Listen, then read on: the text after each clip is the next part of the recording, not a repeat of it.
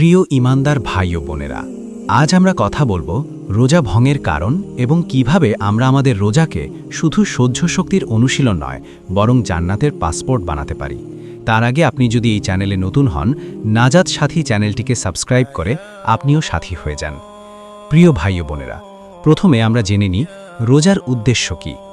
মহান আল্লাহ তাআলা আল কোরআনে ইরশাদ করেন, ইয়া আইয়ুহাল্লাযীনা আমানু কুতিবা আলাইকুমুস সিয়ামু কামা কুতিবা আলাল্লাযীনা মিন ক্বাবলিকুম লাআল্লাকুম তাত্তাকুন।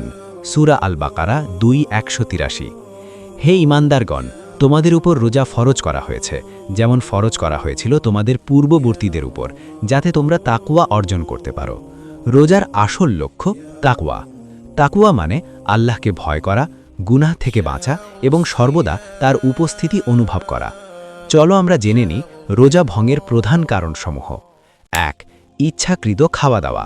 যদি কেউ রোজা অবস্থায় ইচ্ছাকৃতভাবে খায় বা পান করে, তার রোজা ভেঙে যাবে। রাসূল সাল্লাল্লাহু আলাইহি ওয়াসাল্লাম বলেছেন সাহিহ বুখারীতে, মান নাসিয়া ওয়া হুয়া সাইম ফাআকালা আও শারিবা ফালইউতিম্মা সাওমাহু ফাইন্নামা আতআমাহুল্লাহু ওয়া সাকাহু। যে ব্যক্তি রোজা অবস্থায় ভুলে খায় বা পান করে, সে যেন রোজা পূর্ণ করে, কারণ আল্লাহই তাকে খাইয়েছেন ও পান করিয়েছেন। ভুলে হলে মাফ, কিন্তু ইচ্ছাকৃত হলে কাজা ফরজ। ২. স্বামী স্ত্রী সহবাস। রমজানের দিনের বেলায় সহবাস করলে রোজা ভেঙে যায় এবং কাফফারা দিতে হয়। সাহিহ মুসলিমে বর্ণিত আছে, এক ব্যক্তি এসে বলল, ইয়া রাসূলাল্লাহ, আমি ধ্বংস হয়ে গেছি।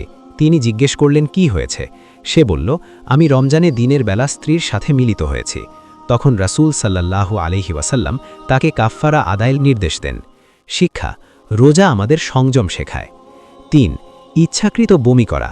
রাসূল সাল্লাল্লাহু আলাইহি ওয়াসাল্লাম বলেছেন সুনান আবু দাউদে, মান যারাআহুল কাইউ ফালা কযা আলাইহি ওয়া মান ইস্তাকা ফাআলাইহিল কযা।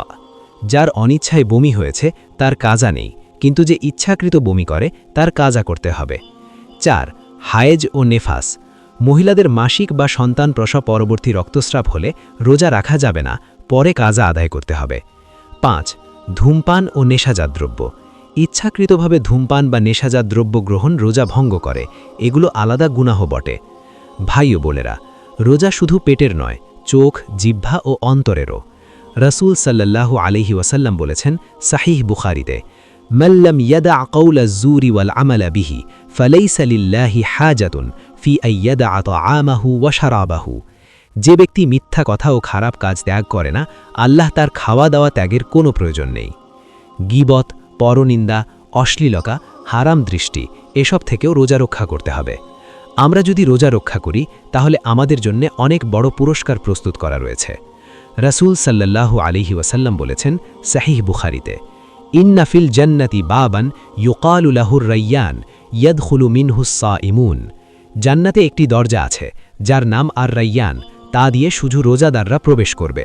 ভাবুন, কিয়ামতের দিন সবাই অপেক্ষা করছে, আর একজন ফেরেশতা ডাকছে, কোথায় রোজাদাররা?